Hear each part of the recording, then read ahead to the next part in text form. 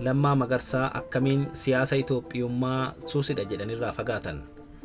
Lammaa Magarsaa Waaqoo nama siyaasaa Oromoo beekamaa bara Oromiyaa mormii fi fincilaan raafamaa turtetti pirezidaantii ta'anii gara aangootti dhufanidha.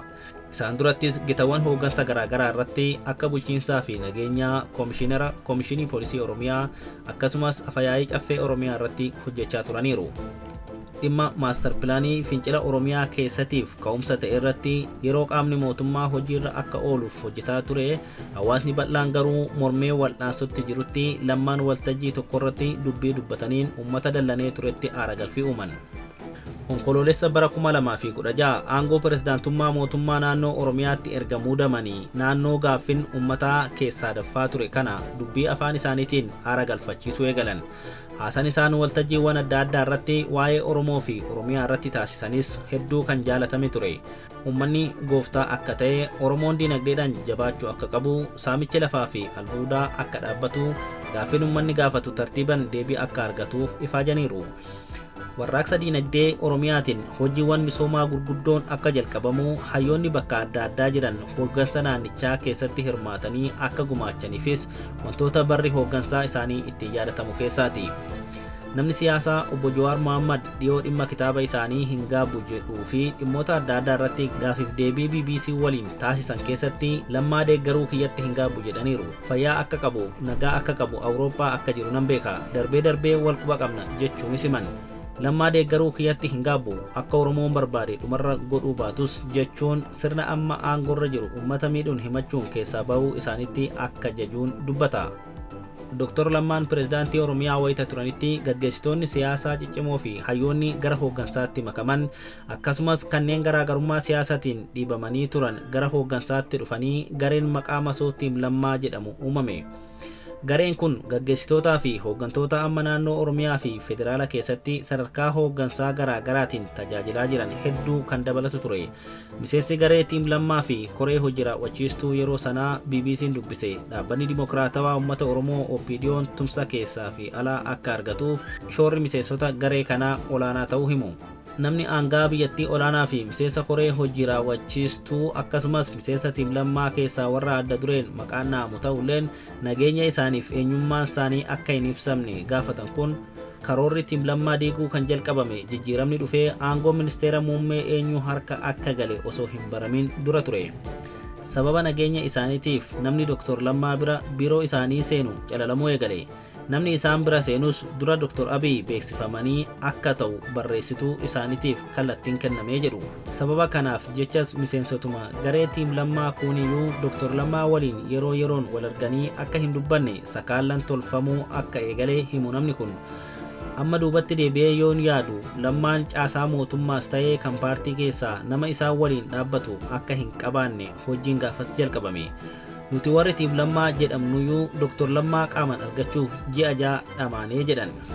Ka'umsi garee tiim Lammaa jedhamu kana diiguu fi Lammaa qofaatti hambisuu asirraa jalqabe kan jedhan namni kun hojiin sadarkaa olaanaan garee kana dadhabsiisuu milkaa'aa ta'e kan raawwatame garuu erga jijjiiramni dhufee booda ta'uu himu. Waa'ee garee Oromiyaa keessatti jijjiirama hooggansa Lammaa jalatti fide kanaa waan Dr. Lammaatti himame hin beeknu. Lammaan nutti mufatee gaggeessitootuma garee isaa turan arguu dide. Namoota isaa waliin wal hubannaan hojjechaa turan warra akka Umar Hussein fuudhanii federaala geessan. Namni garee sana keessa jiru akka waliin amanne qofaatti adda qoqqoodutu ture jedhan. Erga jijjiiramni siyaasaa dhufee fi Dr. Abiy Ahmed ministeera muummee ta'aniin booda yaaddoo guddaan gareen mufannaa qabu jijjiirama kana gufachiisuu danda'a kan jedhu waan tureef xiyyeeffannoon Oromiyaa irraa gara federaalaa akka ta'u taasifame. Dr. Abiy akkuma hooggansa biyyaa harkatti galfataniin Dr. Lammaan akka isaan gargaaruu fi yoon ani waa ta'e situu bakka kana qabata yaada jedhuun Lammaa gara masaraatti fudhachuu himu namni hooggansa olaanaa Oromiyaa turan kun. Akkuma jijjiiramni dhufeen Dr. Lammaan masaraatti ministeera muummichaa akka gargaaran waamaman. Waa'een Oromiyaa itti deebi'ama. Ammatti asitti hojii nu gargaartu qabda kan jedhuun kan walii galame. Ji'a sadiif Dr. Lammaan hojii pirezidaantummaa naannoo gabaasuma caasan gadii isaanii fiduun murteessaa turan malee kallattiidhaan hordofaa hin turre. Caasaan gadii sun ammoo itti yaadee hojii naannoo Oromiyaa dadhabsiisaa ture jedhan. borumtaa jijjiiramaatti caasan yeroo jijjiiramaa hojii hooggansaarra ture kanneen yuunivarsiitiiwwanii fi dhaabbilee adda addaa irraa caasaa mootummaatti makamanii turan dhiibamaa caasan dullooman dura ture bakka qabachaa akka dhufes yaadatu. Yeroo sanatti gareen kun jijjiirama kana fiduuf warra waliin qabsaa'aa turan ta'uun sodaa guddaan kan turee fi xiyyeeffannaa nama hundaa kan ture dhimma TPLF ta'uun ammoo Dr. Lammaanis ta'ee caasan kaan waan gareen kun Oromiyaa irraa fidu kana amantummaa fudhachuutu tures jedhu. Paartiin waggoota hedduuf Oromiyaa bulchaa ture dhaabbanni Dimokiraatawaa Uummata Oromoo dhaadiyoon yookiin OPDO'n jijjiirama siyaasaa Itoophiyaa keessatti dhufeen dura maqaansaa gara Paartii Dimokiraatawaa Oromoo yookiin ODP jedhutti jijjiirame. Dhaabni kun maqaa jijjiirrachuun hooggantoota dhaabichaa hedduu birattiyyuu waliigalteen kan simatame hin turre. ODP'n ammoo erga jijjiiramni dhufe paartii badhaadhinaatti baqe.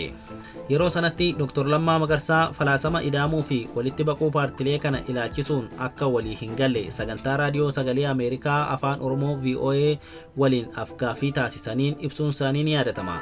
Jijjiirran gara ODP yeroo sana ariitii cimaan taasifame namoota siyaasaa Oromoo keessatti dhageettii qaban hedduu maqaa kabajaan gaggeeffaman jedhuun siyaasa keessaa ari'uu himu namni BBC'n dubbise kun.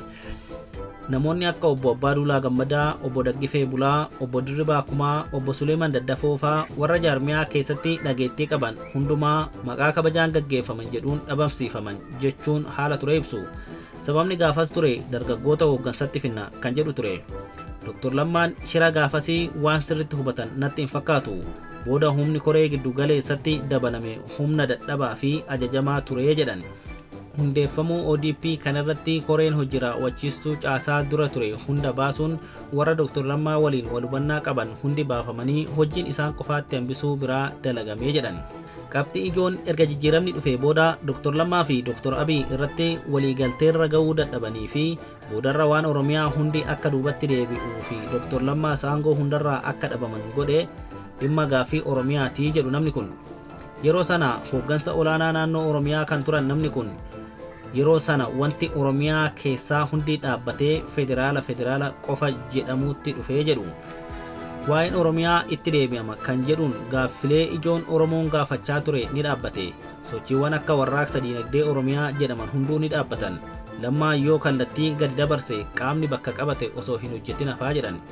Dr. Lammaan erga waa'ee Oromiyaa irraa federaalatti akka xiyyeeffatan godhame garuu ammoo aanguma pirezidaantii Oromiyaa irra turan caasaan isaan jalaa shira hojjetu naannichi akka dadhabu godhamee ololli itti aanu Dr. Lammaa irratti akka deemu godhamee jedhu. Lammaa yoo kallattii kenne caasan hin hojjetu. Booda Lammaan hojii hin dandeenye naannichi kufeera kan jedhu Lammaa irratti ka'e. Nuti warri koree keessa turreyyuu yeroos nu amansiisanii ture jedhu. Kun kan ta'e ammoo Dr. Lammaan hojii dadhabanii osoo hin taane itti yaadamee caasaa ofii isaanii diriirfatanii hojii dadhabsiisanii siyaasaaf itti fayyadamameeti jedhu namni kun. Dr. Lammaan battala aangoo pirezidaantummaa naannoo Oromiyaa qabatanitti caasaa mootummaa naannichaa uummata saamaa fi dararaa turan jedhan 4,700 torbee tokko keessatti ari'uun caasaa haaran bakka buusanii ture. Dr. Lammaan naannoo Oromiyaa keessatti fudhatama guddaa nama horatan akkasumas garee isaanii waliin ta'uun naannicha keessatti dadammaqiinsa diinagdee fi siyaasaa waan uumaniif fedhii naannicha gadhiisanii federaala deemuu hin qaban ture. Fedhiin Lammaa naannoo Oromiyaa jabeessuu ture. Oromiyaa yoo jabeessine abbaa fedhe muummicha yoo ta'e waan Oromoo duubatti hin deebi'u ejjennoo jedhu qabu ture jedhan. Warraaqsi diinagdee jalqabame akka fiixa ba'u gaaffin Oromoon tokko lama jedhee gaafatuu fi aarsaa itti kaffalee bifa guutuun akka deebii argatu fedhiin isaanii naannichuma turuu akka ture himu. Jijjiirama dhufe kana osoo bakkaan hin geenye ani yoon waa ta'e gaaffin Oromoo karaatti hafa. Kanaafuu ati federaala dhufuu qabda kan jedhu Dr. Abiy ni gaafatu. Gama kanaan ammoo Oromiyaa irratti hojii dadhabsiiseera kan jedhu caasaan gungumaa jira. Duuban ammoo namoota Oromoo warra dhageettii qaban warra akka Dr. Gammachiis Dastaa fi Ambaasaadar Daggifee fa'aa jaarsummaan Lammaatti ergamee deemii federaalatti Dr. Abiy gargaari kan jedhu dhiibban itti godhamaa ture jedhan. Dr. Lammaan jalqaba yeroo aangoo pirezidaantummaa naannoo Oromiyaa irraa kaafaman ministeera dhimma alaa akka ta'an akka itti himamee turee fi karaa hin beekamnee fi fonqolcha fakkaatuun bakka hin yaadamne ministeera raayyaa ittisaatti akka muudaman dubbatu. Erga ministeera raayyaa ittisaa ta'anii muudamanii booda dhageettinii fi dhibban isaanii akka gadi bu'ee fi hariiroon ministeera muummichaa waliin qabanis akka malee laafus yaadatu. Lammaan qabsoon kun karaarraa maqee jira. Muummichi kallattii nuti qabsoofneef irra hin jiran. Abbaa irrummaa haaratu ijaaramaa jira kan jedhu namoota itti dhiyaatu waliin dubbachaa turan. Yeruma gabaabaa keessatti Oromiyaa irraa kaanan booda barbaachisummaan Lammaa akka dhumetti adeemamaa ture jedhu. Adeemsa kanaan booda Dr. Lammaan miidiyaatti akka hin baane dhorkamuun ji'ootaaf ija uummataa jalaa dhokatee akka dagatamu irratti akka hojjetames dubbatu. Hiriyaa dhiyoo Dr. Lammaa kan ta'anii fi hanga ammaatti hariiroo gaarii qabaachuu kan dubbatan namni biraa ammoo hariiroon Dr. Abiy fi Dr. Lammaa garaagarummaa bu'uuraa uumee turuurraa maddaa jedhu. Dr. Lammaan maaliif qabsoofne, maaliif jireenya keenya irratti murteessinee aarsaa kaffalle kan jedhu gaafatu. Ummata kanaaf jennee erga aarsaa kaffalle gaafii ummata kanaa deebisuu dursa haa goonu ejjennoo jedhu qabu ture jedhu. Gaafii Oromoon lakkaa'ee nutti kenne kana deebisnee isa kaan itti aansina kan jedhu ture ejjennoon isaanii. Kanarratti muummicha waliin waliigalteen kan dhabame jechuun ibsu.